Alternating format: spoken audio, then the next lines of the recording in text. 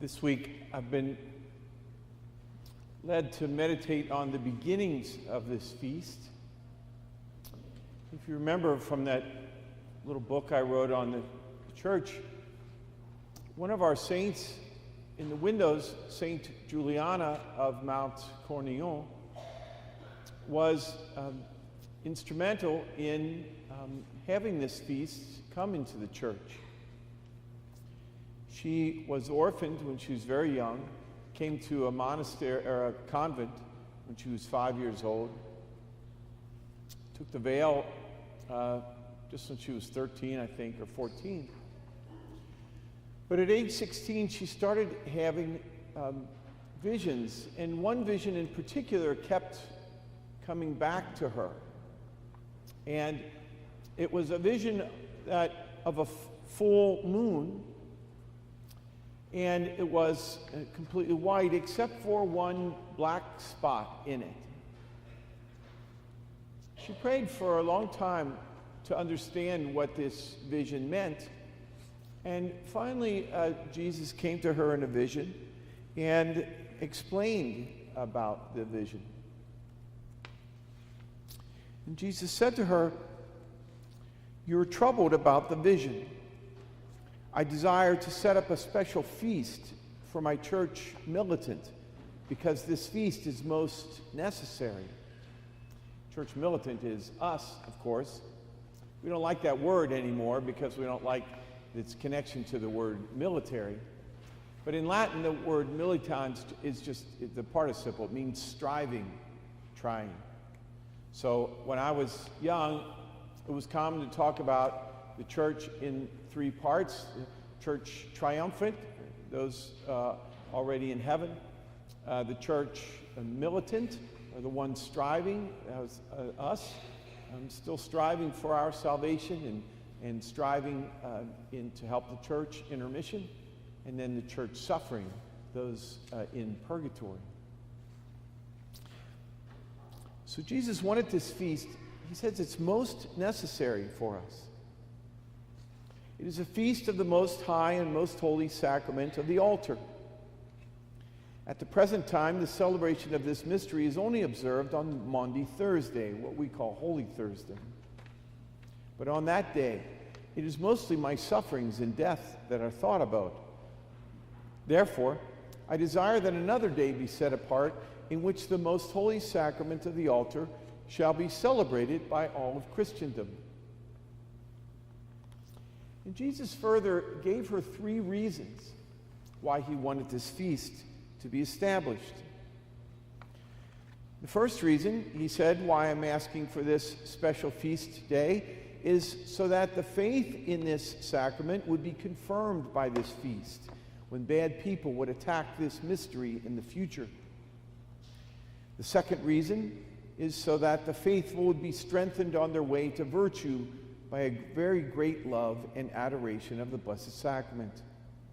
And the third reason is so that because of this feast and the loving attention given to it, reparation would be made for the insults and lack of respect shown to the Blessed Sacrament. It occurred to me that these three reasons are still present with us, or still necessary, or still, let me still speak to our situation today. First reason, so that the faith in the sacrament would be confirmed when people would attack it, when people would attack this dogma that Jesus is really present in the consecrated host and precious blood. Of course, not long after the feast was established, we came to the Protestant Reformation, where many did directly attack this doctrine and say that no, that's not what Jesus meant, and that's really, Jesus is not really present, etc. So 200 or 300 years of celebrating this feast helped people to be more firm, some people, in their faith in this doctrine. Today I was thinking we don't so much have direct attacks as we do, it's more of a culture. Here's the image I came up with. You know how you're standing on a beach and the tide comes in, and then or the waves come in, and then they go back out. And as they go out, they take a little of the sand with you under your feet, you know. And after a couple times that, the sand sort of, you're not as so firm standing anymore. I think that's more what we have this time, this day and age, instead of attacks. So fewer and fewer Catholics are coming to Mass regularly, and so little by little that knowledge, that faith that Christ is present in the Eucharist gets weakened in them. Or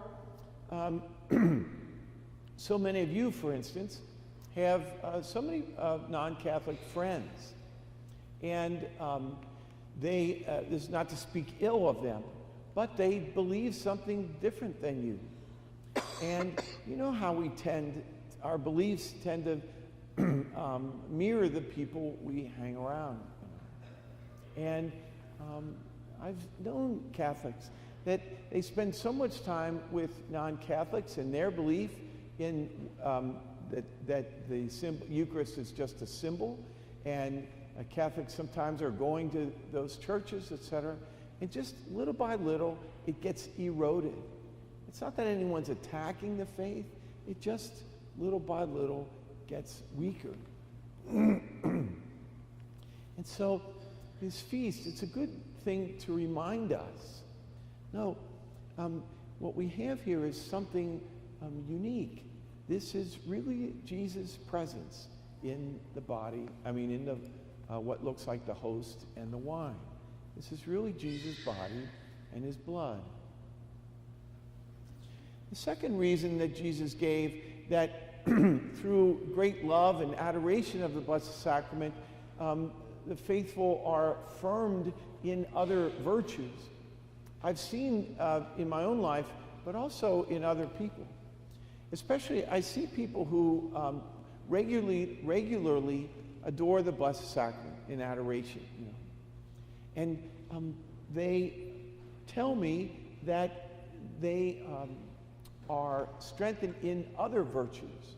So we all have something we want to grow. And I hear people say all the time, I need to be more patient, or I need to be more diligent, or I need to be more loving, more this, or less of whatever vice there, What Jesus is saying is connection to the Blessed Sacrament will help us grow in the other virtues.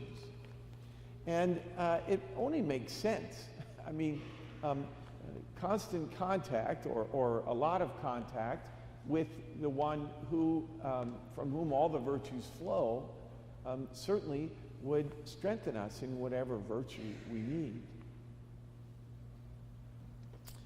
Then the third reason, I'd like to talk about this a little bit, is that the loving attention given to this feast would make reparation for the insults and lack of respect shown to the Blessed Sacrament. I noticed this was one word and one concept that quickly was jettisoned in the 60s and 70s and since then. And the idea that somehow we make reparation just, I guess, went out of fashion, or even more, people thought was erroneous. I'd like to say this, first of all.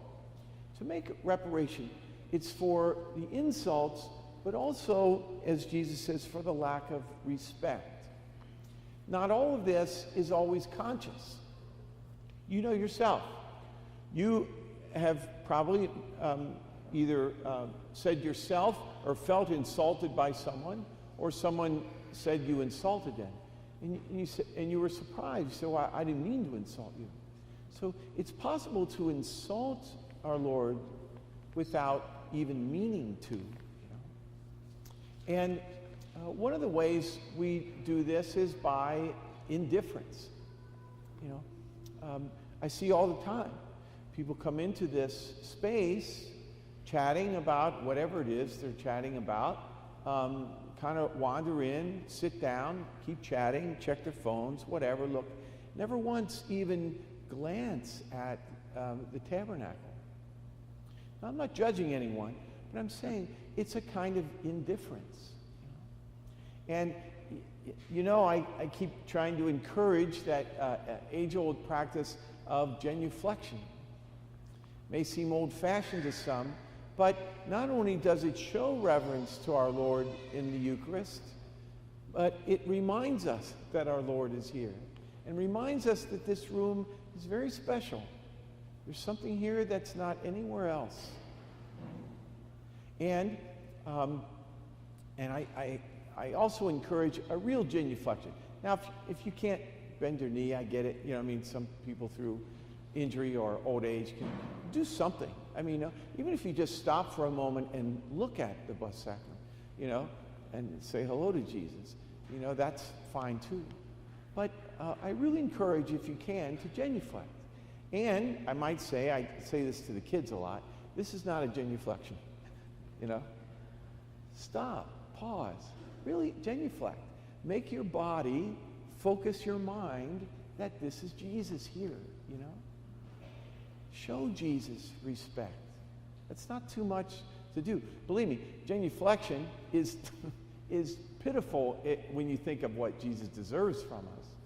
But let it focus your mind, you know. Or in coming up to the Blessed Sacrament, the Church encourages us to make a bow before receiving our Lord in the Eucharist. And I always tell the second graders, as we're teaching them how to receive communion, this is not a bow, you know. Again, take your time, bow.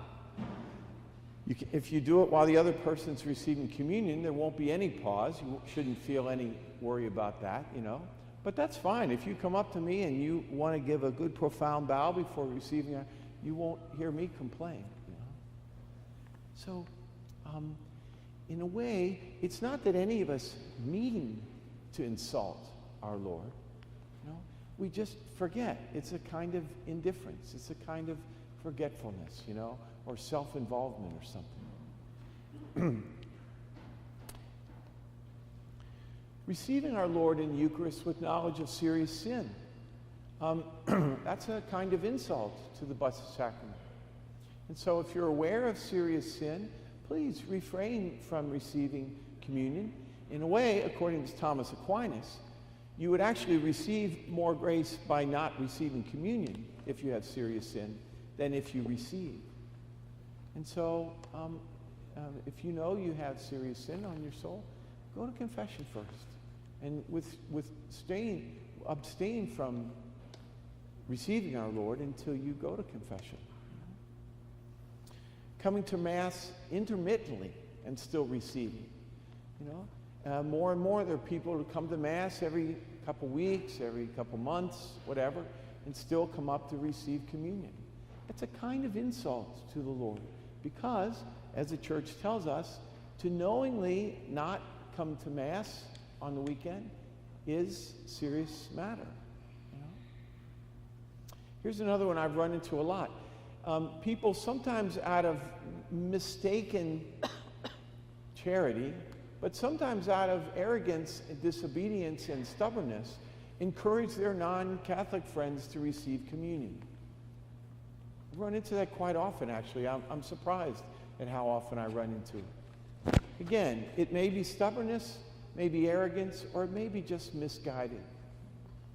It's not for me to judge the motives of someone, but to encourage your non-Catholic friends to receive communion in a Catholic church is a kind of insult to the Blessed Sacrament. Of course, there are other more horrible things that happen. We've had it here a couple of times where someone has stolen a host for whatever reason. I'm not sure exactly. You know, you hear some stories every now and then. We had one where someone took it and then threw it outside. That's certainly an insult to the Blessed Sacrament. So there are ways that our Lord in the Blessed Sacrament is insulted, you know, or shown indifference. So to acknowledge our Lord and to celebrate this feast with serious intent and love is a way of reparation. And I might add this to you. Reparation is not just we can make reparation for our own insults and sins, but we also make it for others. And especially to make reparation for someone who doesn't know that they are insulting the Lord in the blessed sacrament is a great grace, I think. And again, although some people throw this out, we do this humanly all the time.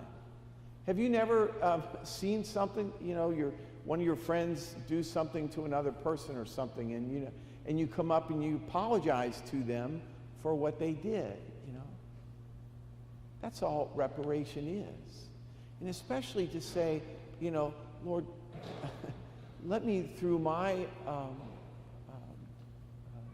wonder, and let me through my, what's the word I want, adoration, let me through my thoughtful veneration of you in the Eucharist.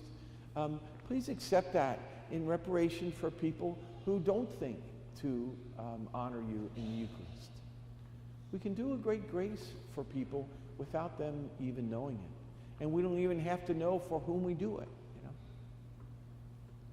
And so these three reasons that Jesus gave for this feast day are still relevant to us today.